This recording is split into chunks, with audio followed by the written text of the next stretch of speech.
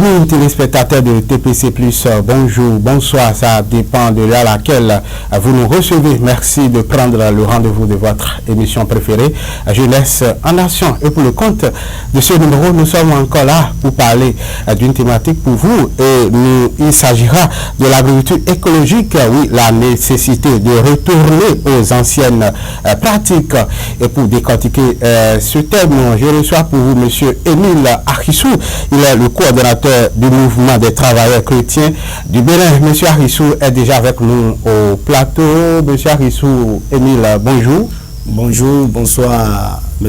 Agbotou Yedo, Laurent. Je vais bien et vous aussi. Nous remercions Dieu et merci d'avoir accepté notre invitation. C'est moi. Alors, pour le commun des Béninois, quand on parle de l'agriculture bio, l'agriculture écologique, que peut-on comprendre par cette méthode de production agricole? Merci, M. Agbotou Yedou. Et d'entrée de jeu, je voudrais remercier TPC+, tout à fait, et toute la population béninoise qui nous écoute en ce moment. C'est vrai, ce thème n'est pas un thème nouveau, l'agriculture biologique n'est pas un thème nouveau, mais nous sommes habitués à l'agriculture chimique, où toute la production de nos jours, ce que nous voyons de nos jours, c'est l'agriculture accompagnée de l'utilisation des produits, des engrais chimiques. Alors, le thème biologique, comme vous venez de l'annoncer, c'est un thème ancien et c'est ça que nos aînés, nos parents, nos aïeux avaient l'habitude de pratiquer. L'agriculture dans son originel. L'agriculture sans engrais biologiques et sans engrais chimiques, sans additifs. L'agriculture naturelle. Voilà ce que je peux vous expliquer par rapport à cette nouvelle thématique ancienne que nous adoptons de nos jours.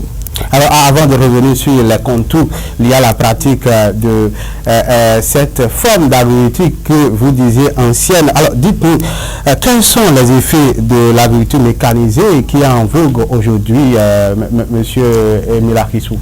Chez Laurent, vous n'êtes pas sans savoir que de nos jours, nous faisons face à une multitude de maladies qui rencourent dans toutes les rues aujourd'hui.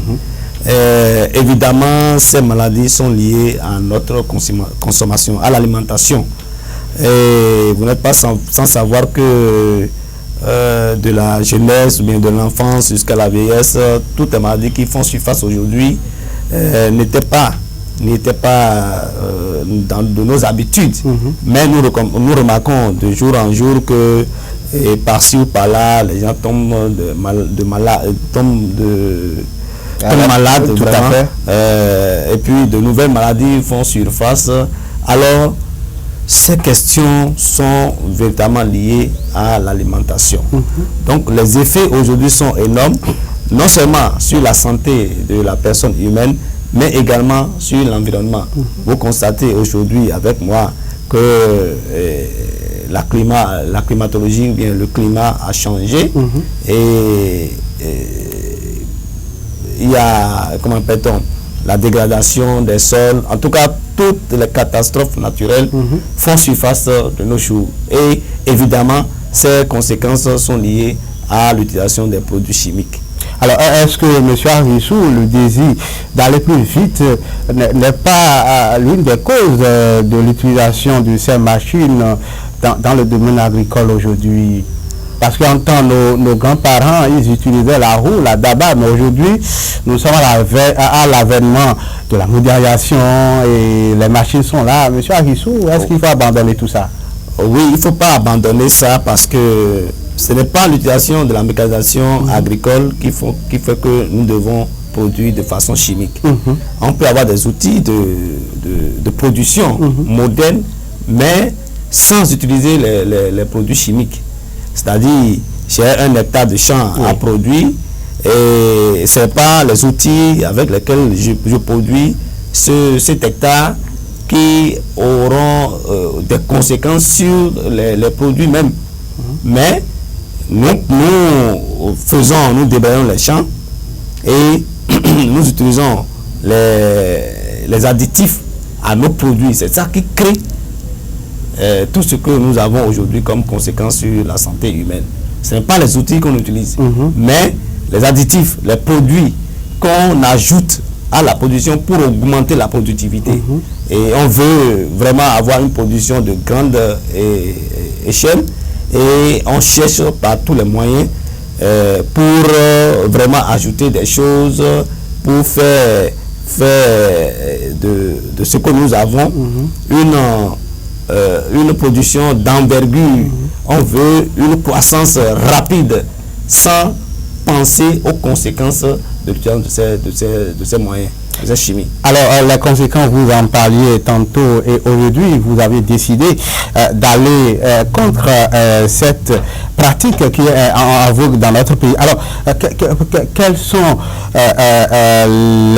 l'importance, j'allais dire, de l'utilisation de la méthode que vous prenez produire de façon saine? Voilà. L'importance aujourd'hui, c'est d'abord lutter contre des maladies.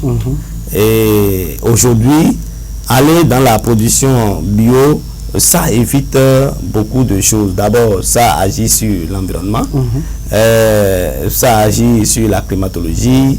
Et partout où nous passons, nous sommes rassurés de manger ce qui est sain, de manger bio, et ça guérit beaucoup de maladies en l'homme.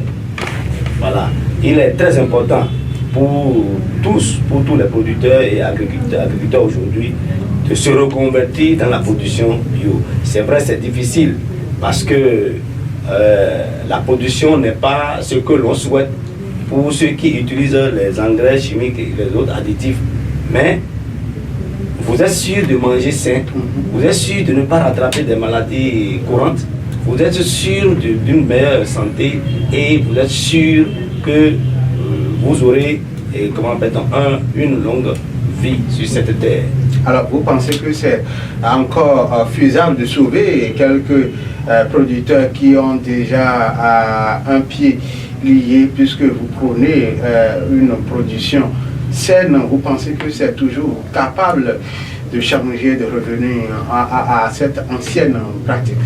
C'est capable.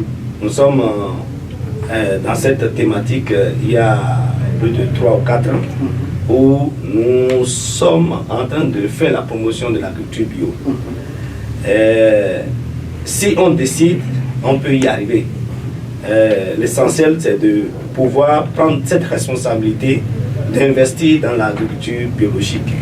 Nous, aujourd'hui, en tant qu'acteurs dans la promotion de l'agriculture écologique, nous faisons la promotion depuis les intrants, c'est-à-dire tout ce que les gens utilisaient de façon chimique.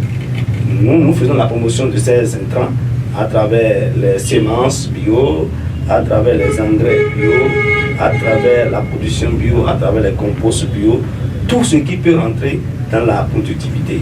Nous utilisons ces mêmes méthodes, ces mêmes pratiques, mais de façon biologique, sans produits chimiques, sans la chimie, mais c'est à base de nos feuilles naturelles que nous produisons et nous aidons la population à mieux produire. Ceux avec qui nous travaillons déjà maîtrisent ce que nous faisons et reconnaissent l'importance de se reconvertir dans l'agriculture écologique.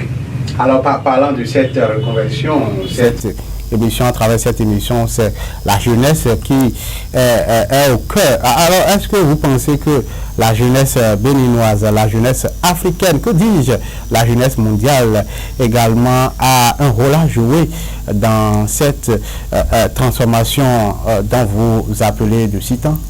Vous savez que la jeunesse occupe une place importante dans notre population, environ 67%. Tout à fait. C'est très important de mieux appuyer, de mieux conseiller la jeunesse à se reconvertir aujourd'hui dans l'agriculture. Et puis, vous savez que le gouvernement est en train de démissionner, les structures privées sont en train de démissionner, de désengager sur le plan de l'entrepreneuriat ou de l'employabilité des jeunes.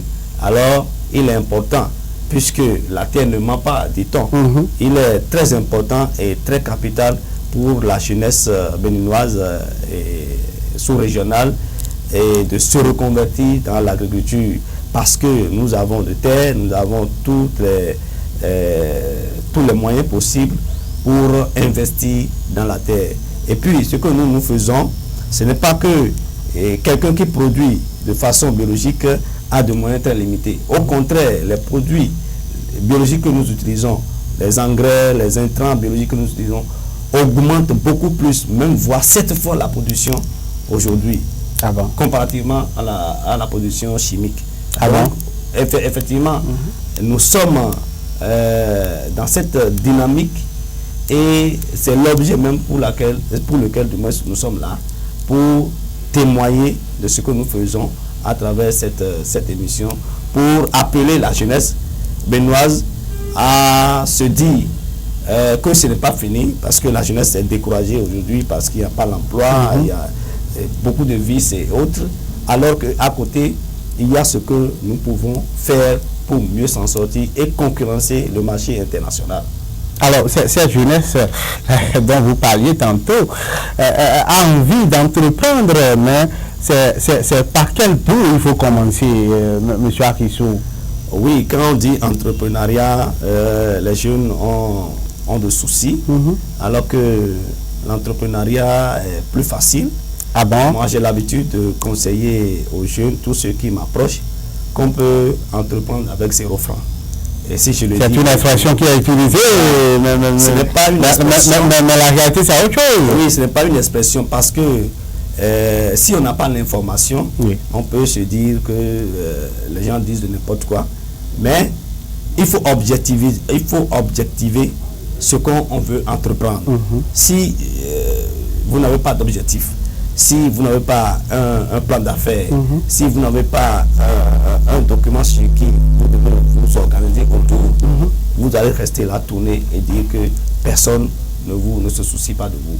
Donc, il faut prendre l'engagement de pouvoir quitter le monde dans lequel on est pour chercher à entreprendre et à faire quelque chose. Et nous, on demande aux jeunes de commencer par les très petites entreprises. Non seulement les petites entreprises, mais les très petites entreprises. Par exemple, un cafétéria, c'est commencer, quand on commence quelque part, on y arrive toujours. Il faut seulement mettre en place ces caractéristiques. Il faut suivre avec rigueur ce que nous faisons. Et il faut être engagé, déterminé face à ce qu'on veut entreprendre. Je pense qu'on réussit toujours. Alors, vous avez lâché le mot finalement, la détermination, et c'est ça la difficulté de la jeunesse béninoise, parce que quand la jeunesse, le jeune veut faire quelque chose et rencontre une de difficultés, il abandonne. Quelle devrait être la posture d'un jeune qui veut entreprendre, surtout dans le domaine agricole? Oui, la première des choses, il y a un certain nombre de qualités que le jeune entrepreneur devait avoir. Et si on n'a pas ces qualités, on abandonne toujours et on se dit là où je suis, ça n'a pas donné, j'ai enregistré des pertes, voilà, et on se décourage et on se retourne. Un bon entrepreneur, un jeune entrepreneur doit être déterminé. On ne se décourage pas. On ne se dit pas, bon, voilà le bout de ce que je voulais, et on échoue, et tout ça là font que on surmonte à des difficultés. D'abord, entrer dans l'entrepreneuriat, il faut s'attendre à beaucoup d'échecs. Quand on n'échoue pas, on ne se relève pas. Donc, les jeunes doivent attendre à beaucoup d'échecs et doivent être déterminés, motivés à surmonter ces échecs. Nous constituons de cas d'entrepreneuriat et nous avons connu beaucoup, nous avons traversé beaucoup d'océans, comme les gens le disent. Mais si on n'est pas déterminé, si on n'est pas découragé, si on se voit déjà tout de suite le sommet de là où on va, on échoue. L'entrepreneuriat, c'est quelqu'un qui se reprend au quotidien. Alors, vous êtes également dans ce système. Je suppose qu'il y a des jeunes qui viennent vous voir, que vous conseillez.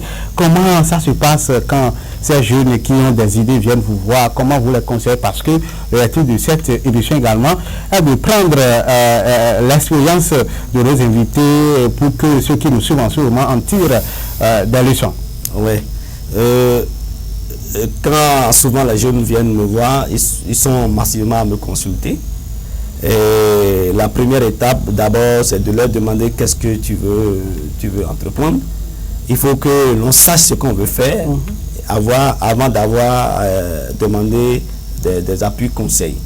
Et nous sommes notamment dans l'appui conseil, dans le choix de ce qu'il faut entreprendre. Vous savez, ce que nous négligeons, une petite entreprise que nous négligeons aujourd'hui peut devenir une grande opportunité demain. Donc, nous, on conseille aux jeunes d'avoir l'idée d'entreprise. Et même s'ils n'ont pas l'idée, nous les accompagnons à avoir l'idée. Parce que beaucoup ignorent les opportunités, beaucoup ignorent, comment l'appelle-t-on, les contours voilà, d'entreprendre. Nous accompagnons les jeunes à avoir d'abord l'idée. Et quand les jeunes, quelqu'un qui a l'idée et qui le soumet, d'abord, c'est pas facile à un jeune de se rapprocher de son aîné ou de quelqu'un qui est dans le domaine, mais les audacieux qui le font sont conseillés. Et une fois l'idée de projet est là, nous conceptualisons un document, un plan d'affaires avec eux, selon ce qu'ils veulent faire. Directement, on laisse l'idée de plan d'affaires, c'est beaucoup plus globalisant, mais on attaque les comptes d'exploitation pour dire ce que tu veux faire, quelles sont les charges. L'entrepreneur, le jeune entrepreneur lui-même nous liste des charges, on fait des analyses avec lui, on fait un tableau de compte d'exploitation, on voit, voilà, ce que tu veux entreprendre, voilà ce que tu peux gagner. Et tu bats de ça, nous allons d'échelle en échelle. En un an, on a le chiffre d'affaires, en 2 ans, en 3 ans. Et comme ça, m'intéresser voir que si j'arrive à gagner tel montant par mois, et l'autre mois, dans l'année, voilà le bénéfice net, lui-même, il est motivé à entreprendre. Donc, on efface l'échec dans la tête de jeunes qui se rapprochent de nous. Et on les conseille en même temps que l'entrepreneur doit échouer 1001 fois. Alors, vous êtes là en train de vouloir nous montrer l'organisation qu'il faut avoir d'abord avant de vouloir entreprendre. Alors, le point qui se pose, M. Arissou, c'est l'écoulement des produits. Vous parliez ici maintenant de la production bio. Est-ce que le véritable problème, comme les Béninois, la plupart sont déjà habitués à cette consommation des produits mécanisés, est-ce qu'il ne serait pas difficile pour un jeune qui vous suit en ce moment? Ça ne sert à rien de vouloir produire, ne pas écouler ces produits. Comment ça peut se passer? C'est vraiment difficile, le problème d'écoulement. C'est vrai, nous travaillons avec avec des coopératives et qui nous appuient dans les productions et autres. L'écoulement, nous sommes dans un secteur nouveau, on dirait. Et puis, beaucoup ne nous croient pas encore parce qu'ils se disent, bon, est-ce que véritablement on peut se lancer dans cette affaire et s'en sortir? Et les jeunes se disent, bon, aujourd'hui, il faut aller là où il y a de l'argent tout de suite, alors qu'il faut planifier son avenir. Nous, on est dans cette thématique, on ne cherche pas à gagner tout de suite. On doit savoir que ce que nous sommes en train de faire aujourd'hui doit nous rapporter beaucoup plus demain. Et nous avons commencé par sensibiliser, par donner nos produits aux producteurs qu'ils essayent. Je crois qu'on a démarré cette campagne il y a environ 1 an. Aujourd'hui, nous sommes sollicités un peu parce qu'ils voient de façon concrète les réactions de nos produits. Les résultats sont là, sont concrets. Et les productions se multiplient et puis nous sommes sollicités de part et d'autre. Je crois une sensibilisation est en train d'être faite au niveau des producteurs pour parler des dangers que les produits chimiques encourent sur la santé humaine et en même temps de parler de la plus-value de l'utilisation des engrais biologiques. Je crois, aujourd'hui tout de suite, un jeune qui n'a pas encore de moyens ne peut que s'allier à nous pour apprendre comment, sur le plan commercial, comment ça se passe avant de se lancer. J'avoue, c'est difficile l'écoulement, mais nous parviendrons par rapport à ce problème parce que nous avons entamé beaucoup de formations sur le plan marketing, sur le plan communicationnel de ces produits avec tous ceux qui travaillent avec nous.